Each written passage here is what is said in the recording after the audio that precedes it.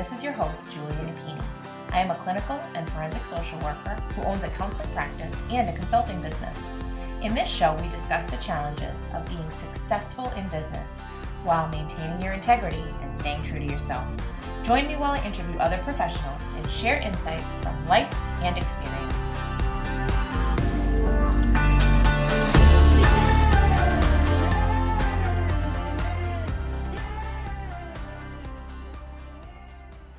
Let's talk about RingRx, our latest sponsor. RingRx is a high-quality, HIPAA-compliant telephone, text, and fax communications platform.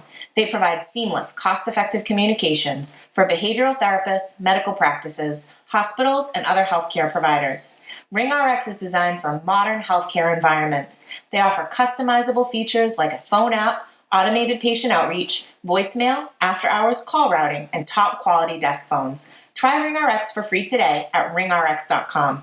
And if you sign up using the code CLIMB, you'll get 15% off your monthly bill forever. Conditions apply. Hello and welcome to another episode of the Compassionate Climb podcast. We have our first repeat guest on the show today, and I can't think of a better person for this. So Sarah Rivera is here today. She is from La Luz Counseling. She is the owner of that group practice. She owns the Counselor's Mentor, where she helps mental health professionals start and expand their businesses. If you want to learn more about her, definitely check out episode 56. It was a good one. We just wrapped up a mastermind group that we co-facilitated together. I thought it would be a great opportunity to have her back. We'll share our reflections of what the experience was like, what participants can expect in cohort 2. So Sarah, welcome back to the show. I am so honored. Round 2, let's go. I love it. So I think we should fill people in on how we connected. So you want to take it away? Yeah, I think that is just the beauty of networking, right? Julia and I came across one another in a couple of different channels, and one was at another conference summit where it was geared towards mental health professionals, especially in the private practice setting, who have a faith. And that then linked us, and we were connected on LinkedIn as well. That is a thing, guys. I know it's like the adult social media platform, but it is a thing of the future. So that is my vote of confidence for LinkedIn, because it was a way for Julia and I to connect, or to continue to remain connected. And then Julia was gracious enough to invite me onto her podcast. And I would really encourage you to take a listen to that episode, and to all the others. Julia just does a great job of hosting, but there was some fire there. And Julia and I realized that we were really linked in, right? You and I were like, okay, there's a little bit of fire here. We were talking about a slightly different topic, but we realized that there was more to this. And from there launched our brainchild together for the first time, which is the CEO Mindset Program. And I mean, it's just been awesome to be part of the program, and finally wrapping it up this month after 6. That's pretty intense. And it was a lot of fun. It is. So we spent the last 6 months with a group of established solo practice owners that want to expand their teams. And the majority of them had not expanded yet, or were in the very early stages. So we met weekly with them for an hour, and we covered a lot of ground. So you and I got together. We had a lot of planning sessions before we rolled the program out, and really spent some time considering what are the things that we wish we had known before we started. What were the biggest pain points for us? What were the biggest learning curves for us?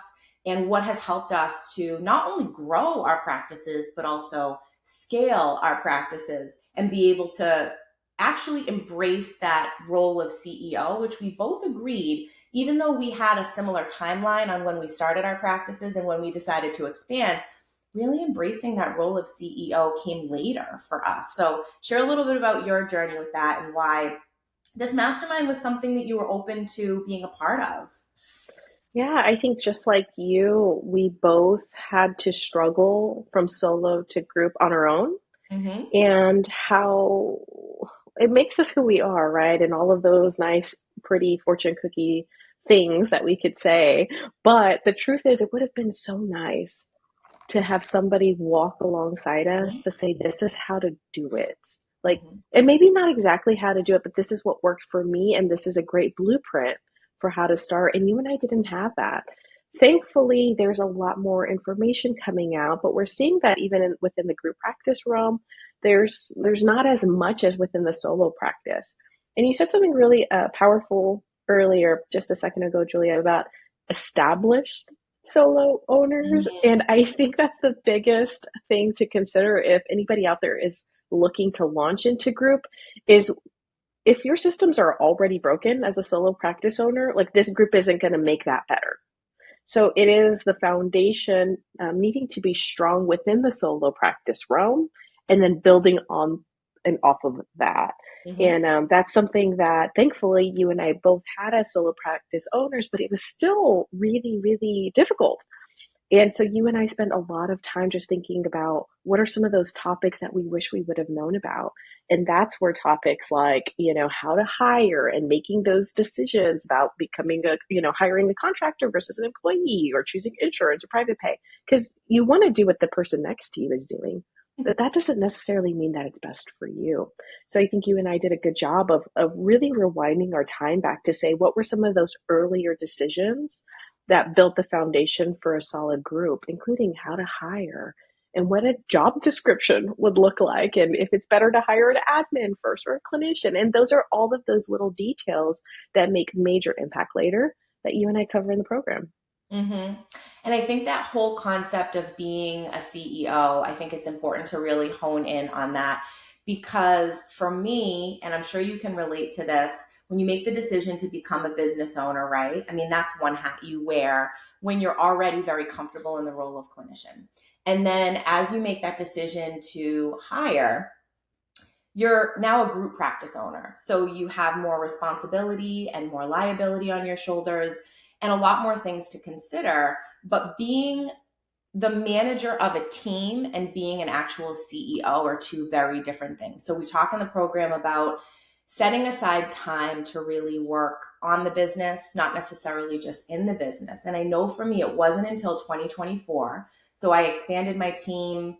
May 2021 is when I hired my first employee. It wasn't until 2024 that I could truly say there was time on my calendar where I was actually spending time being that visionary, having that forecasting of the future and what I want the business to look like, really sitting with the financials and doing comparisons to prior years and really thinking about the big picture. What about you? What Mm. was that like?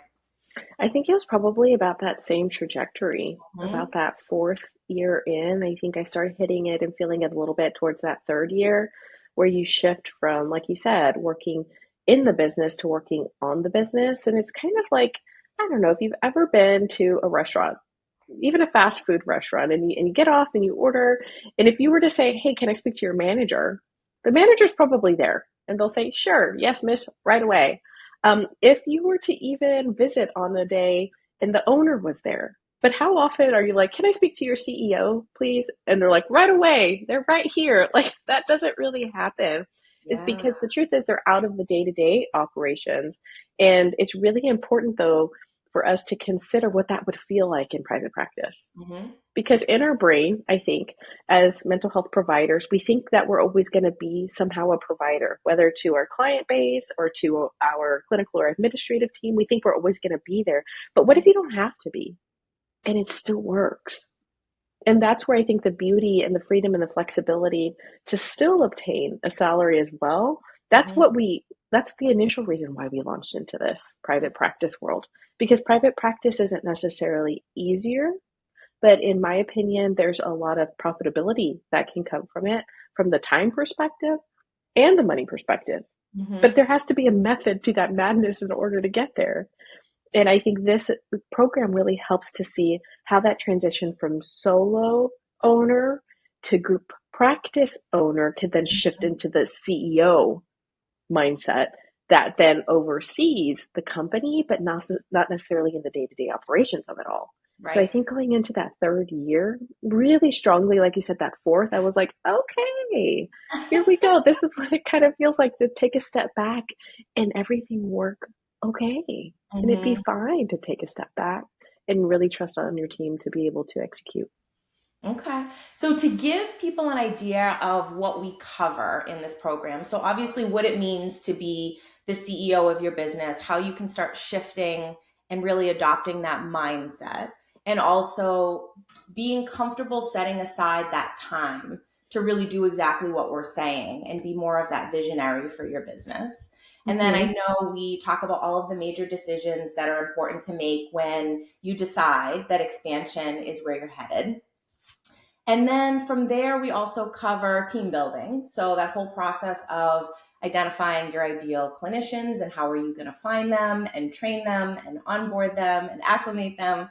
We cover marketing, scaling, impact. So share with everyone your impressions of this first cohort now that we've just wrapped it up. And I would say it was definitely successful. What are the thoughts that you have about the first round? Yeah. My thoughts about it, Julia, is that you and I put a lot of effort and thought into this.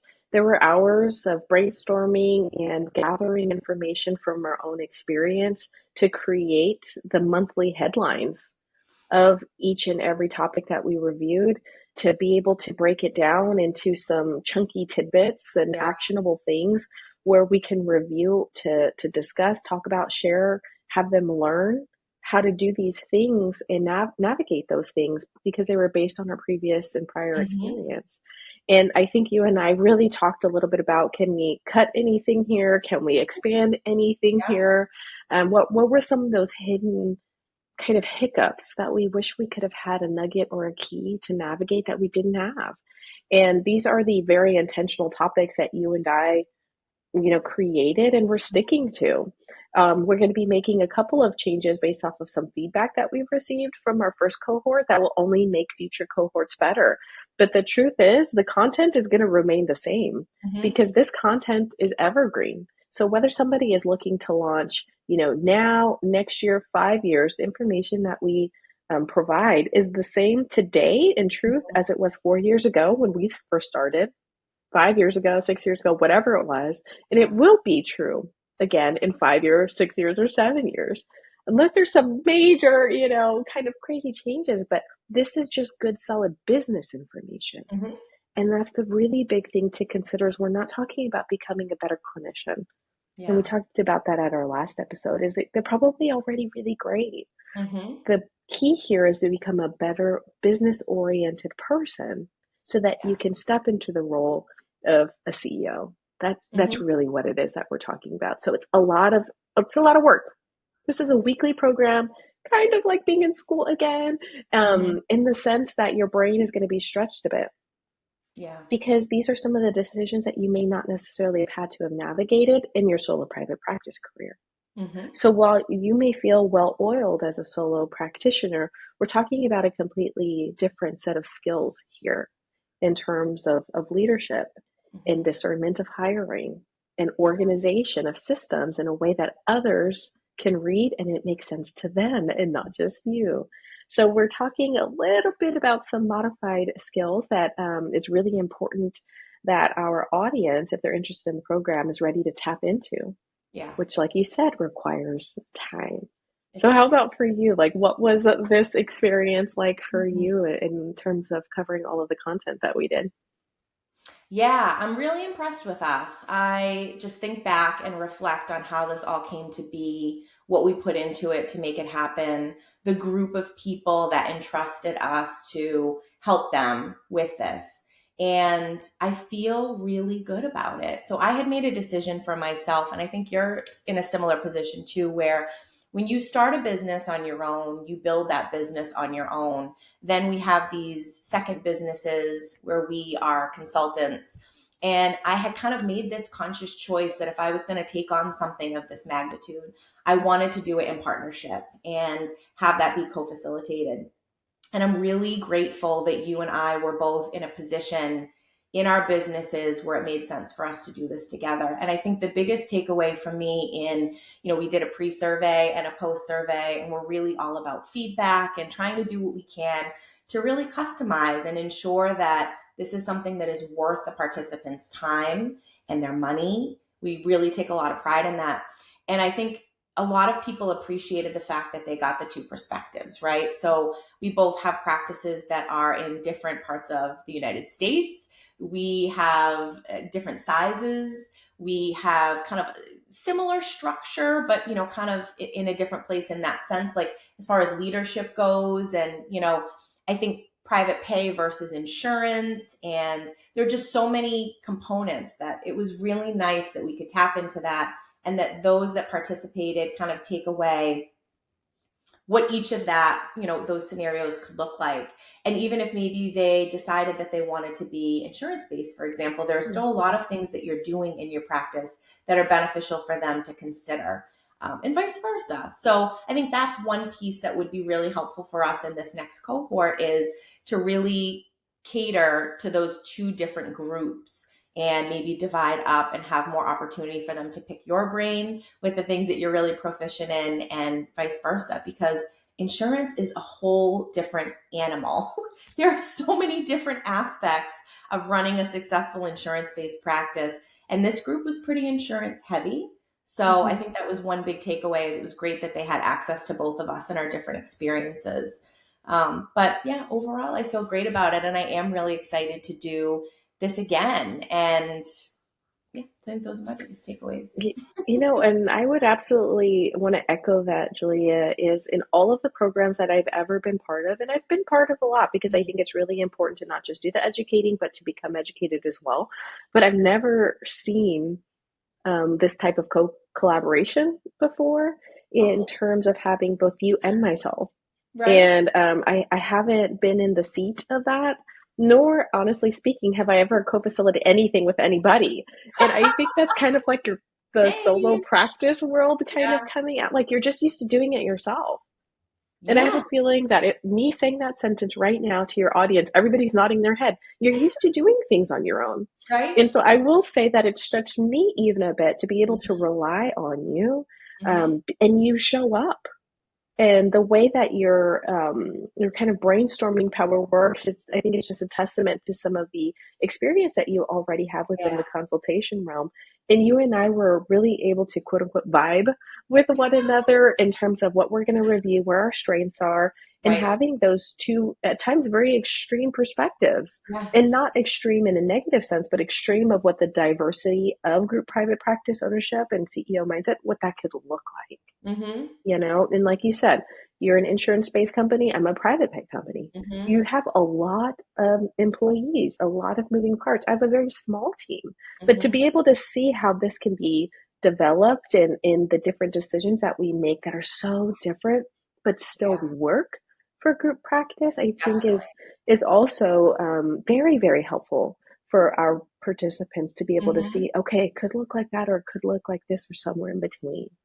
Well, I And would I think also that say that was the helpful. transparency. I mean, I give you so much credit, and I really pride myself on this as well, that we both really related to the fact that when we started our businesses, we realized that there were people that were open to sharing some of their experiences, but not necessarily their numbers, or maybe being as open as we were about things that we would do differently, or that didn't necessarily have that intended result that we thought it would.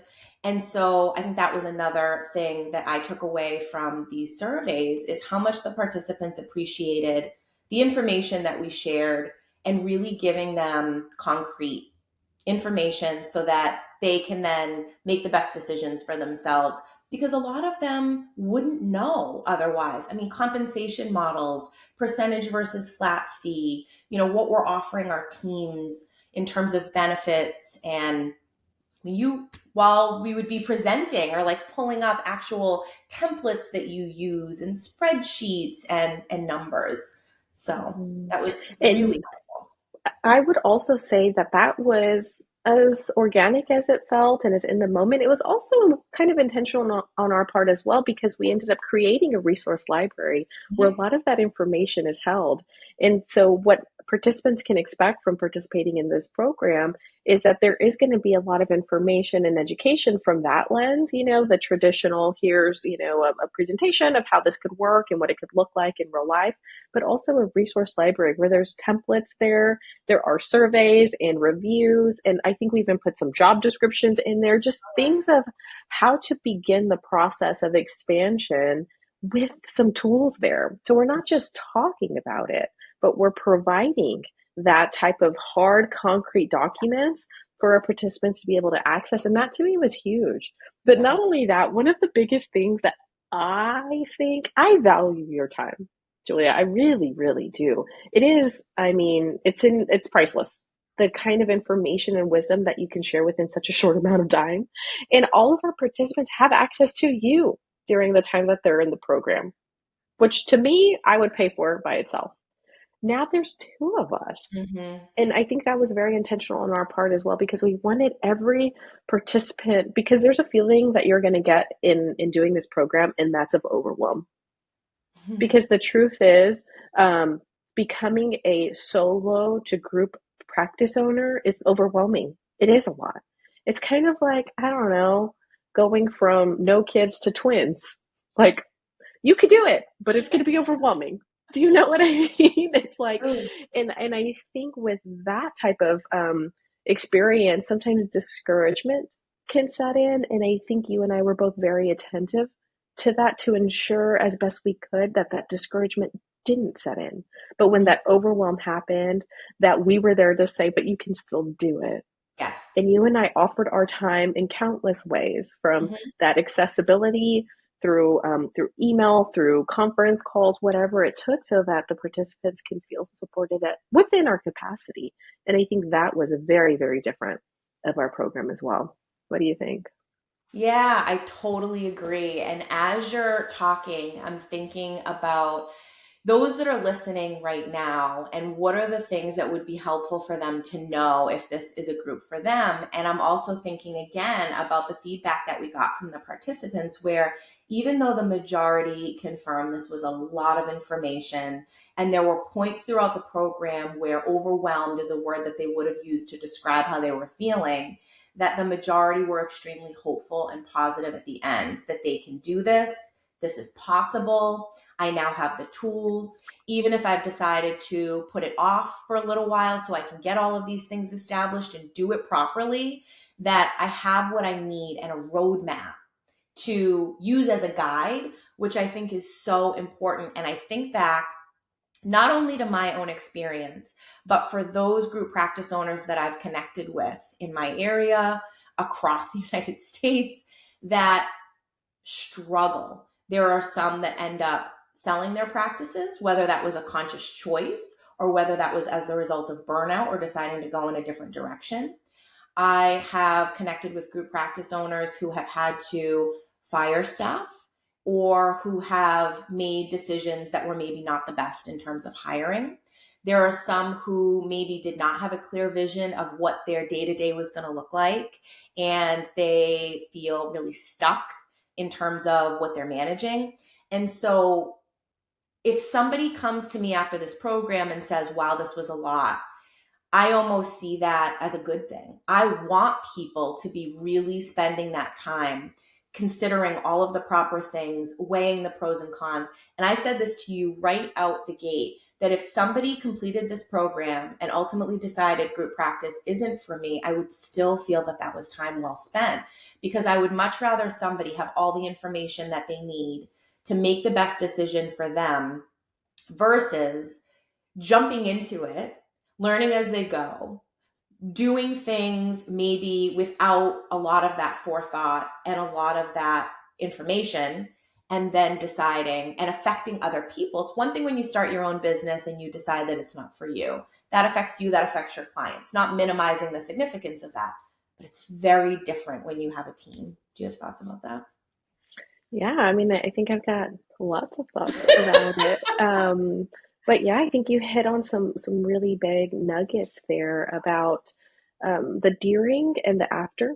So a lot of times when we receive this amount of feedback or information, it could feel a bit like information overload, but the goal isn't to leave you there, right? So the goal is to offer you this information, Mm-hmm. and like our participants have said in their feedback, is was a lot, but it's good information that I know that I could use as my transitional point when I choose to do so.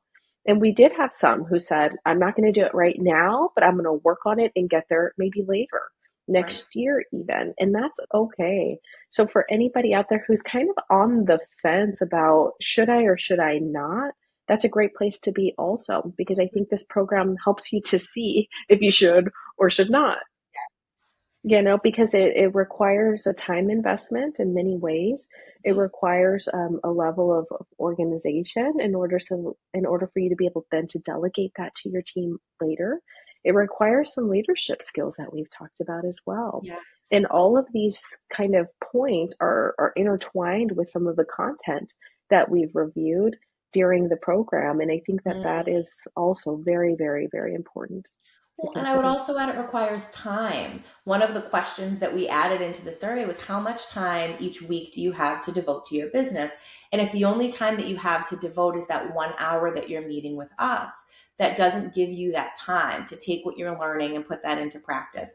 So I could see how week after week we're moving forward, and that can feel very overwhelming. So I would definitely recommend setting aside some time to really prioritize taking action steps from what we're discussing week to week, month to month. So I think that's huge. So I guess back to that question of who is this for? So we talked about somebody who's established in their solo practice. So I would say somebody who is really solid in the business structure. They have good referral sources. They are, feeling secure within their own caseload, and they have some level of confidence in their systems, whether that be their intake process or kind of how they're structuring their own caseload, their Mhm. documentation and consent forms, and feeling solid that what they have could be replicated for someone else, really confident in the technology that they're using. So all of Mhm. those foundational things established. What else would you say? I would say that this is a primary means of income and revenue generator. Is we don't want anybody who's already working a 40-hour Mm-hmm. full-time agency job, and they've added solo private practice ownership as kind of a supplemental means. We want the solo practitioner that for this is their jam, Yeah. because when we're talking about more time, we don't want it to be on top of your full time job, on top of your part time, solo practice job, and then additional time thinking about group.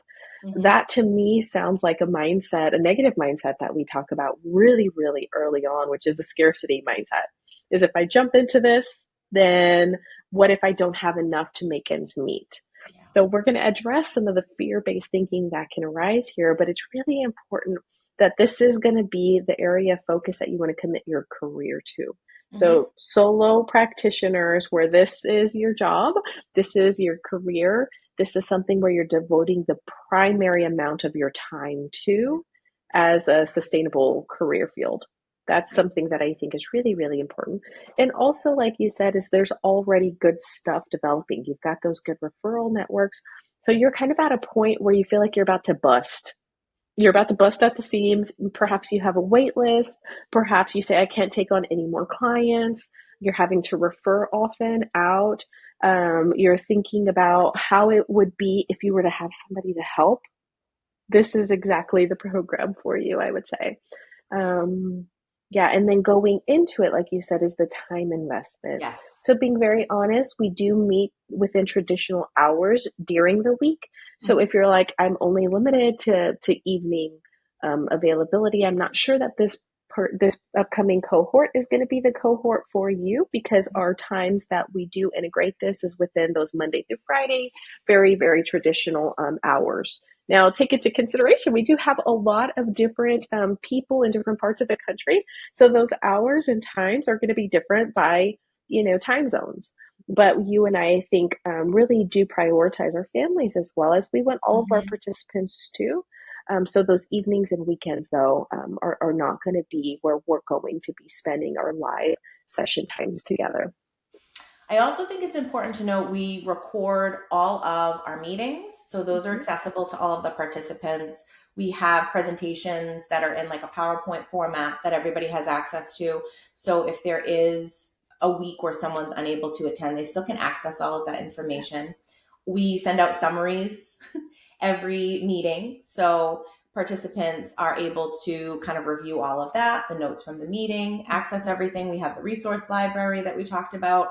We also have a WhatsApp chat so that Hmm. everybody can access one another. And one of the most incredible things that we encouraged and that came out of this is we realized that there were a group of participants that were in the same geographic area.